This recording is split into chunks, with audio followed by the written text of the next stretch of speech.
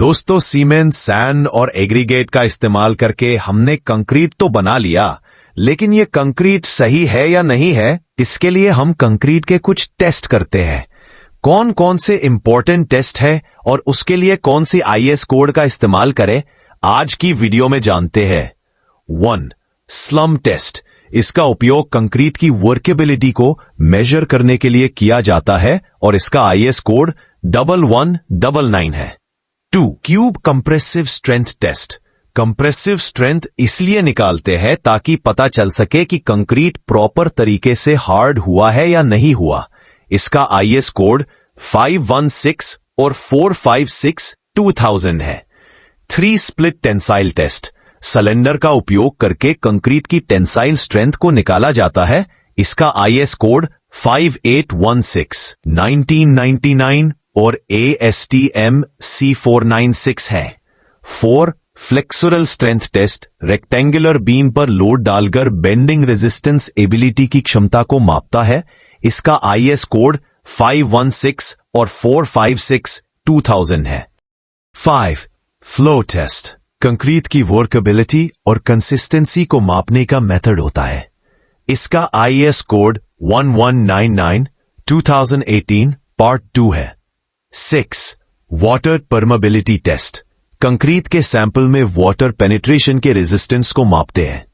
इसका IS code 516 2018 part 2 section 1 और 3085 1965 है। 7.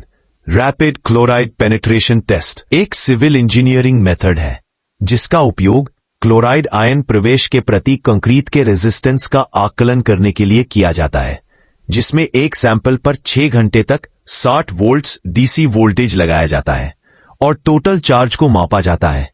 इसका आईएस कोड नहीं होता है बल्कि ASTM C1202 होता है। 8.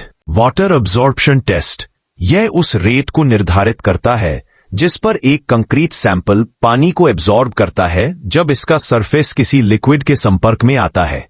यह कंक्रीट की पोरोसिटी और पानी के प्रवेश के प्रति इसकी संवेदनशीलता का माप है, जो इसके ड्यूरेबिलिटी और परफॉर्मेंस का एक प्रमुख फैक्टर है।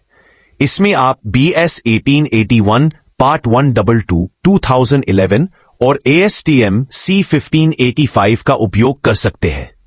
9. Drying shrinkage test. कंक्रीट या मोर्टार सैंपल की लेंथ और वॉल्यूम में परिवर्तन को निर्धारित करता है क्योंकि यह समय के साथ मॉइस्चर खो देता है।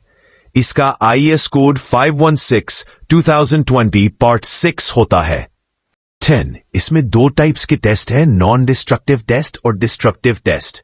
First, non destructive test. Hard concrete पर नॉन डिस्ट्रक्टिव टेस्ट नुकसान पहुंचाए बिना इसके प्रॉपर्टीज का मूल्यांकन करता है, जिसमें आमतौर पर रिबाउंड हैमर टेस्ट और अल्ट्रासोनिक पल्स वेलोसिटी टेस्ट का उपयोग किया जाता है। रिबाउंड हैमर टेस्ट में सरफेस हार्डनेस का पता चलता है। इसका आईएस कोड 13311 1992 पार्ट 2 होता है। अल्ट्रासोनिक पल्स वेलोसिटी टेस्ट, इससे कंक्रीट की इंटरनल क्वालिटी और क्रैक्स का पता चलता है। इसका आईएस कोड 516 पार्ट 5 सेक्शन 1 और 13311 1992 पार्ट 1 होता है।